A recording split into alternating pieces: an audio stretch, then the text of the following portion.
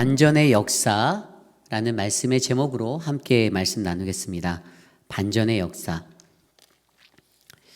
헬라 제국은 오랜 시간 동안 강성했던 나라 중에 하나입니다. 그들의 제국은 알렉산더 대제라는 그 한 사람을 통해서 표현되듯이 소아시아와 아프리카, 인도까지 그 넓은 영역을 정복했던, 가장 단시간 내에 정복했던 그러한 나라였습니다. 그런데 알렉산더 대제가 32살의 나이에 열사병으로 그렇게 소아시아 정복길에서 사망하게 되고, 그 후에 그들의 나라는 분열로 말미암아 4개의 나라로 갈라지게 되었죠. 그렇게 나누어졌던 나라들이 또 잘 이루어질 뻔하다가도 다시 그들에게는 전쟁의 역사, 반복되는 다툼의 역사가 일어나다가 결국에는 가장 큰 2개의 왕조만이 지탱하게 되었는데, 그 중에 하나가 바로 프톨레미 왕조, 또 다른 하나는 셀루쿠스 왕조라는 것입니다. 이 프톨레미 왕조는요, 1세부터 6세까지 6명의 왕들이 BC 322년부터 146년까지 통치되었던 나라입니다. 그리고 셀루쿠스 왕조는 셀루쿠스 1세 나카토르부터 시작해서 테베트리우스 1세까지 무려 10명의 왕이 BC 312년부터 150년까지 나라를 다스렸습니다. 그리고 결국에는 이 톨레미 왕조도 셀루쿠스 왕조 앞에 무릎을 꿇고 그렇게 헬라 제국은 셀루쿠스 왕조로 남았는데, 그 후에 그 왕조도 얼마 못 가서 더 큰 제국 로마에 의해서 멸망하게 됩니다. 이것이 바로 헬라 제국의 역사예요. 그런데 오늘 우리가 읽은 다니엘서 11장 20절에서 35절까지의 말씀을 보면요, 그때 가장 셀루쿠스 왕조를 잘 나가게 하였던 한 왕, 그가 보입니다. 우선 오늘 말씀 20절에 보면요, 그 왕위를 이을 자가 압제자를 그 나라의 아름다운 곳으로 두루 다니게 할 것이나 그는 분노함이나 싸움이 없이 몇 날이 못되어 망할 것이요 라고 나와 있습니다. 이때 나오는 이 그 왕위를 이을 사람, 이 사람이 누군가 하면 바로 셀루쿠스 4세 필로파토르라는 사람입니다. 그가 그 땅을 다스린 지가 12년 정도 되었는데, 사실 그때 이스라엘에 세금을 징수시킬 사람을 그가 보냈어요. 그러나 그가 보낸 그 자리에서 그렇게 정책을 취할 때 결국에 그는 후궁들에 의해서 암살당하는 그러한 죽음을 맞이하게 되는 왕이 되었습니다. 그리고 그 뒤에 나오는 왕이 바로 안티오쿠스 4세 에피파네스라 불리는, 우리가 이 셀루쿠스 왕조에서 가장 많이 기독교를 핍박하고 믿는 이들을 핍박하였던 사람, 그럼에도 불구하고 그 나라가 가장 강성한 때로 불리는 바로 안티오쿠스 4세 에피파네스의 시기가 바로 21절에 나옵니다. 또 그 왕위를 이을 자는 한 비천한 사람이라 나라의 영광을 그에게 주지 아니할 것이나 그가 평안한 때를 타서 속임수로 그 나라를 얻을 것이며. 아멘. 이 안티오쿠스 4세 에피파네스는 믿는 이들을 굉장히 핍박하였던 한 사람이었습니다. 그런데 그 사람을 오늘 말씀에서 표현한 몇 가지 단어들이 있는데, 그를 무려 4가지로 이렇게 표현합니다. 좀 전에 읽었던 21절에 비천한 사람이라고 말하죠. 비천한 사람. 어떤 사람의 모습입니까? 비천하다. 왕이 될 자격이 없는 비열한 사람이다라는 뜻입니다. 그는 비천한 사람이었어요. 절대로 왕의 모습을 갖추지 못한 그런 비천한 자의 모습, 비열한 자의 모습을 가지고 있었습니다. 그리고 그는 2번째로 속임수가 있는 사람이었어요. 그가 평안한 때를 타서 속임수로 그 나라를 얻을 것이다 라고 말한 21절의 말씀처럼 그에게는 겉모술수, 권력을 잡기 위해 속임수를 불사하는 그런 모습이 있었던 자입니다.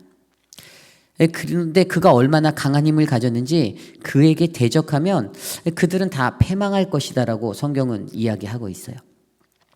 그리고 23절 말씀에 보면요, 그와 약조한 후에 그는 거짓을 행하여 올라올 것이요, 그는 거짓말을 사용하는 아주 기만책에 능한 사람이었습니다. 거짓을 이용해서 다른 사람을 속이고 기만하여서 그의 것들을 강탈할 수 있는 그러한 모습이 그에게 있었어요. 그리고 24절엔 이렇게 나오죠. 그가 평안한 때에 그 지방의 가장 기름진 곳에 들어와서 그의 조상들과 조상들의 조상이 행하지 못하던 것을 행할 것이요.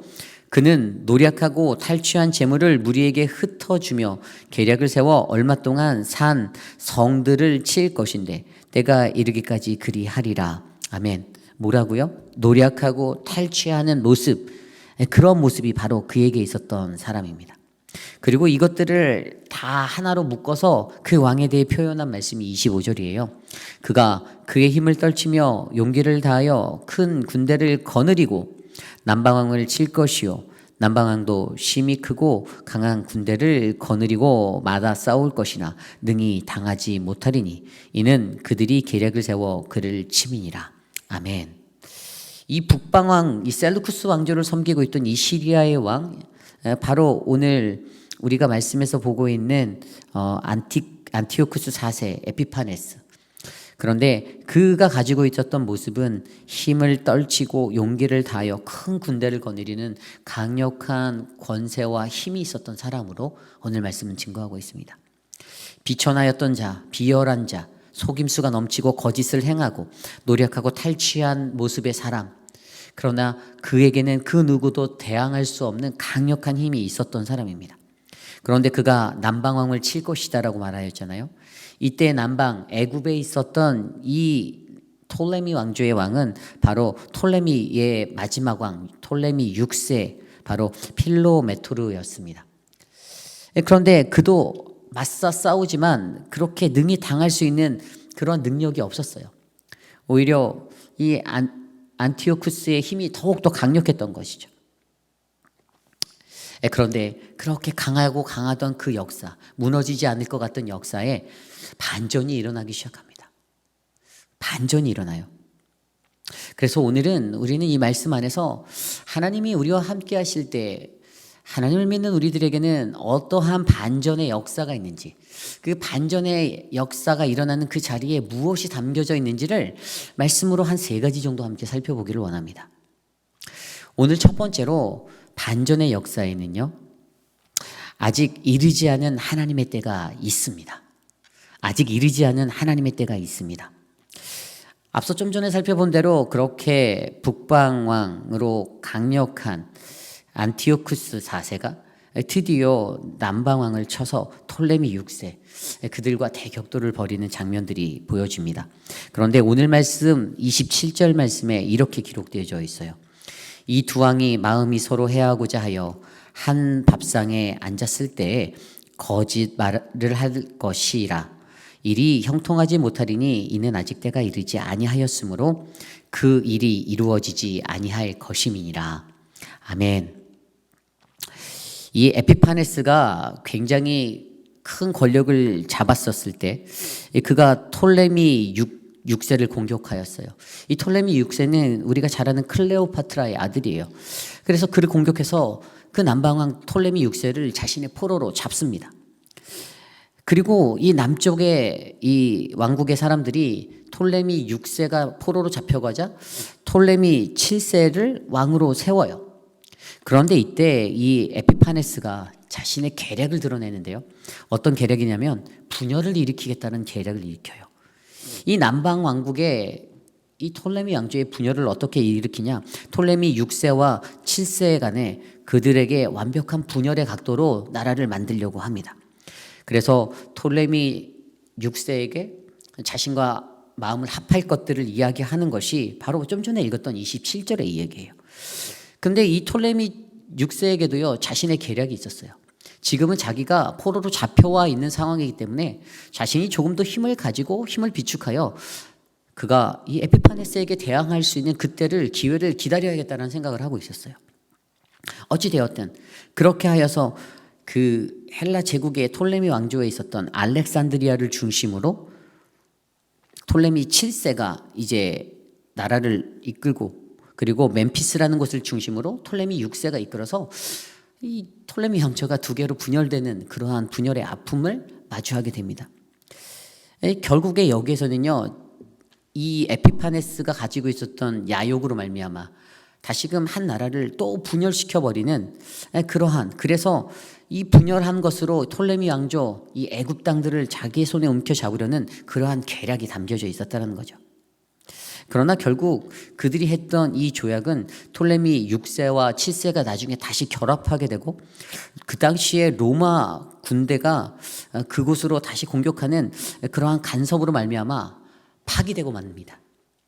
그것이 바로 좀 전에 읽었던 27절의 말씀, 이 두 왕의 마음이 서로 해하고자 하여 한 밥상에 앉을 때에 거짓말을 할 것이라. 서로 다른 마음을 가지고 한패가 됐지만 일이 형통하지 못한다. 그런데 여기서 가장 중요한 것은 이런 역사적인 배경보다 좀 전에 말씀에서 읽었던 일이 형통하지 못하리니 이는 아직 때가 이르지 아니하였으므로 그 일이 이루어지지 아니할 것임이니라. 아멘. 이렇게 나와 있는 것이죠. 이것이 무엇을 나타내고 있습니까? 아직은 이르지 않은 그 하나님의 때가 있다라는 것을 역사는 증명하고 있습니다.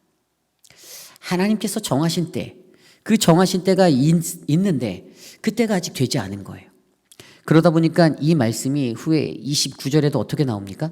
작정된 기한에 그가 다시 나서 남방에 이를 것이나 이번이 그 전법만 못하리니.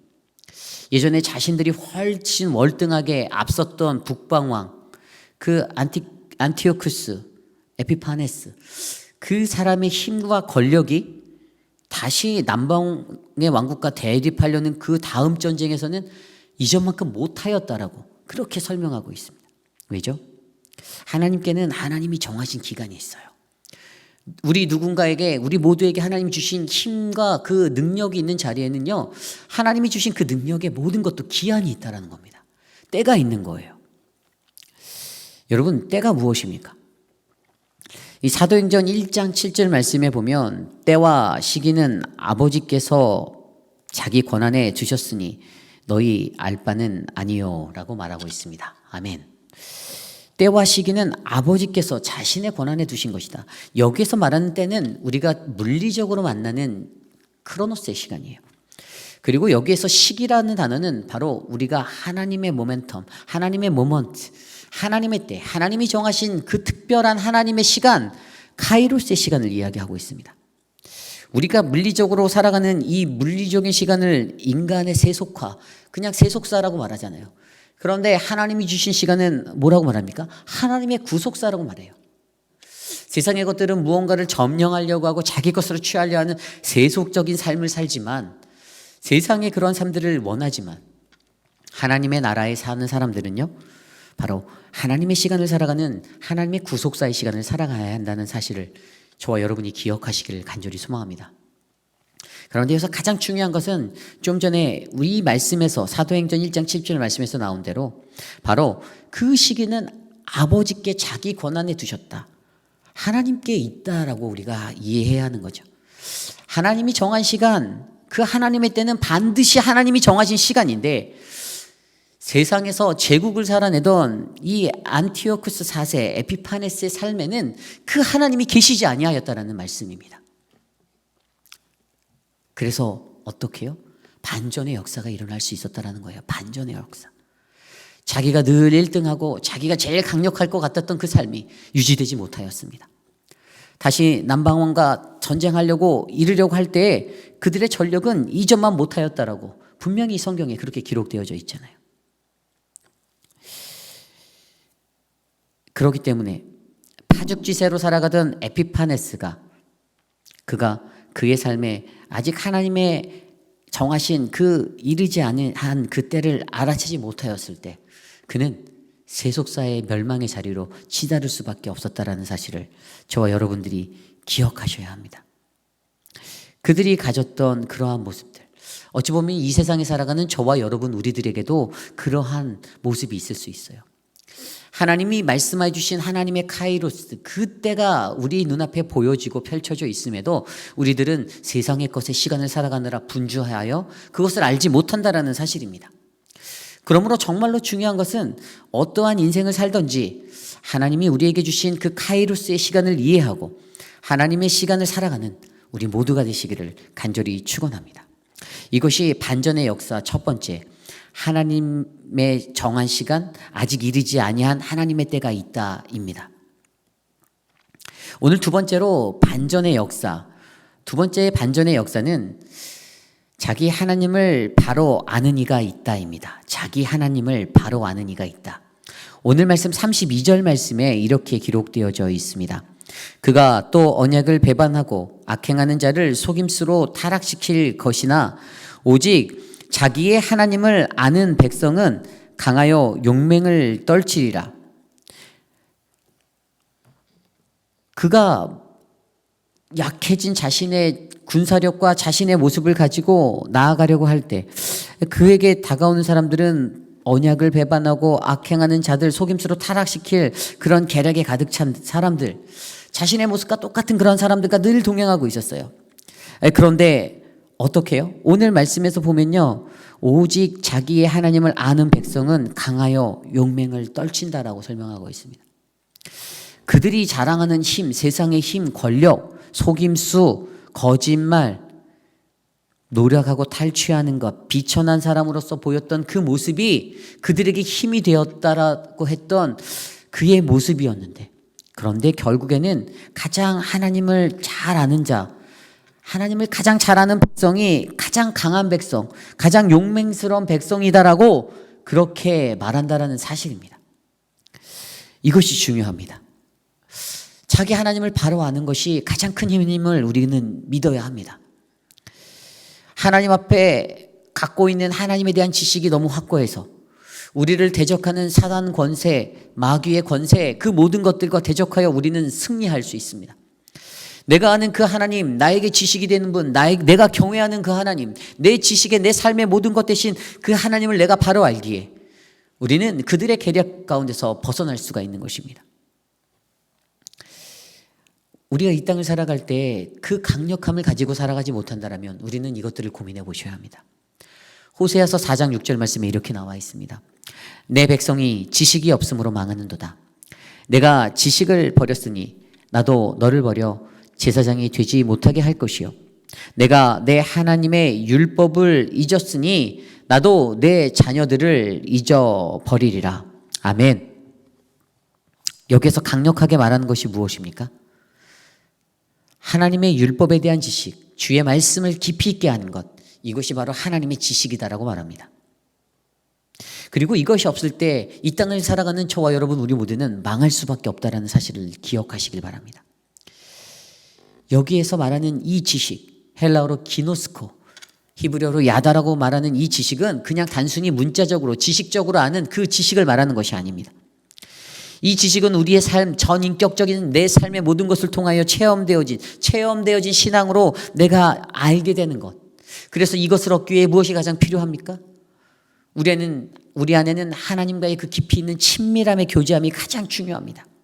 내가 하나님과 얼마나 깊이 있게 교제하는가, 그분과의 시간을 얼마나 보내는가, 그분의 말씀과 그분의 삶에 충만한 그 기도의 자리에 내가 얼마나 서 있는가, 내가 얼마나 성령 충만하게 살아가는가, 이것을 통하여 내가 알고 있는, 내가 확신하고 있는 그 하나님, 그것을 통하여 우리를 공격하고 넘어뜨리는 그 대적들을 이겨 반전의 역사를 이룰 수 있다는 사실을 저와 여러분이 기억해 주시기를 간절히 부탁드립니다. 이것이 바로 오늘 말씀의 두 번째, 반전의 역사, 자기 하나님을 바로 아는 이가 있다입니다. 저는 이곳에 있는 저와 여러분 우리 모두가, 사랑하는 우리 회입비라는 장로교회 성도님들 모두가 내 안에 있는 그 하나님을 바로 아는 그 한 사람 되시기를 간절히 축원합니다.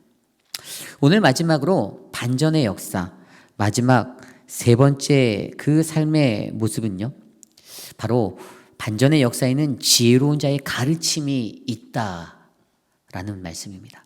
지혜로운 자의 가르침이 있다. 오늘 말씀 33절에 이렇게 기록되어져 있습니다.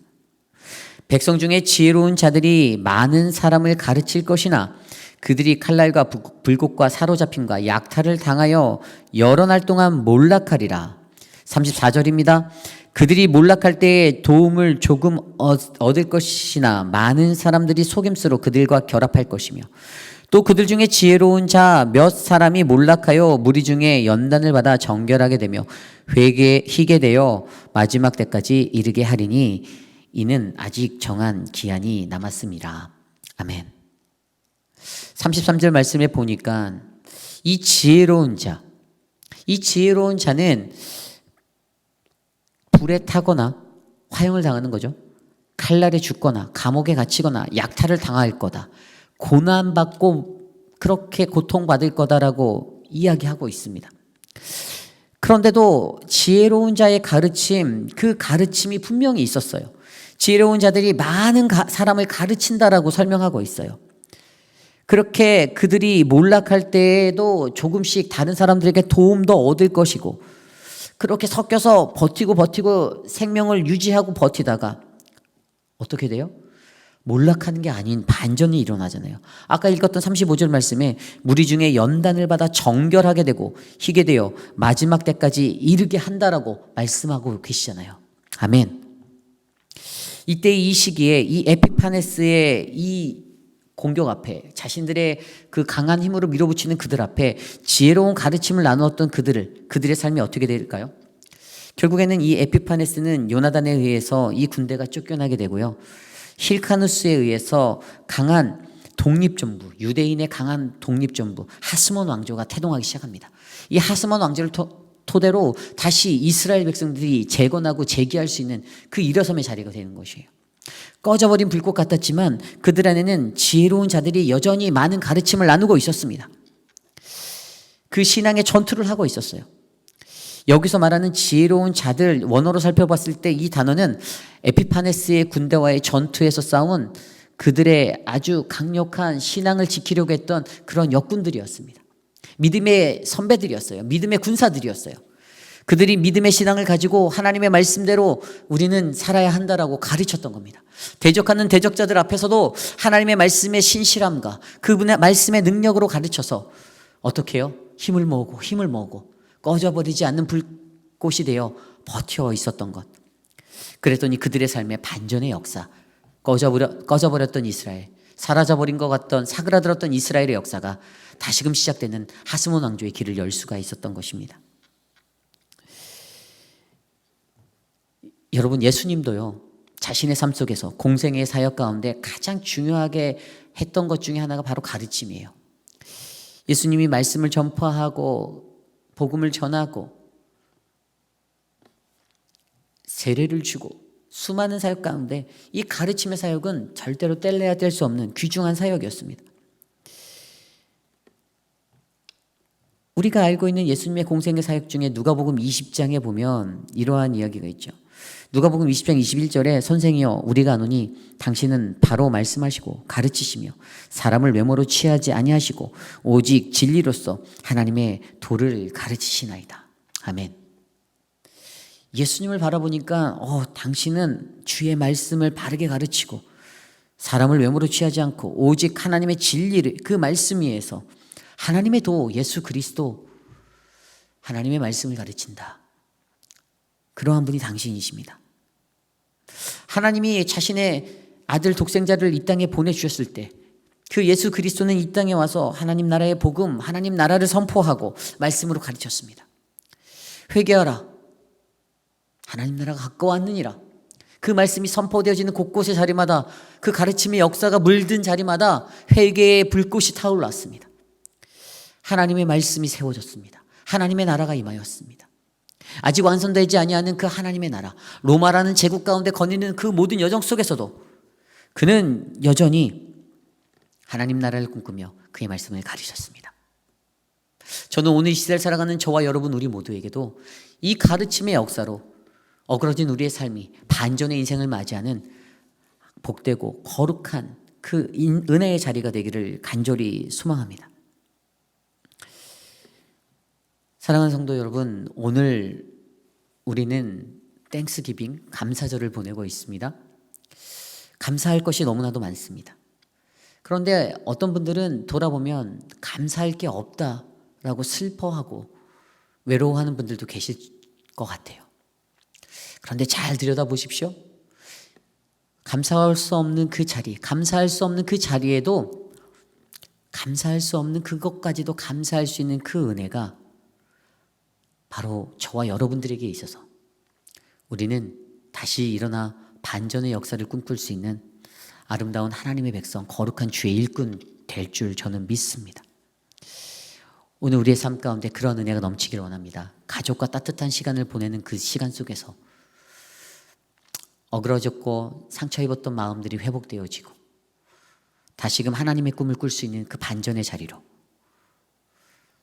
오늘 저와 여러분 우리를 인도하실 그 하나님을 기대하며 나아가시기를 주님의 이름으로 간절히 축원합니다. 주신 말씀을 놓고 함께 기도하기 원합니다. 하나님, 내 삶에 아직 이르지 아니하는 하나님의 때가 있음을 알게 하여 주십시오. 내가 아는 그 하나님을 바로 아는 그 자리가 내게 있게 하여 주십시오. 내 안에 지혜로운 자의 그 가르침이 끊이지 않게 하여 주셔서 여호와의 그 신앙을 지키며 반전의 시간을, 반전의 역사를 맞이할 수 있도록 역사하여 주옵소서. 함께 기도드립니다.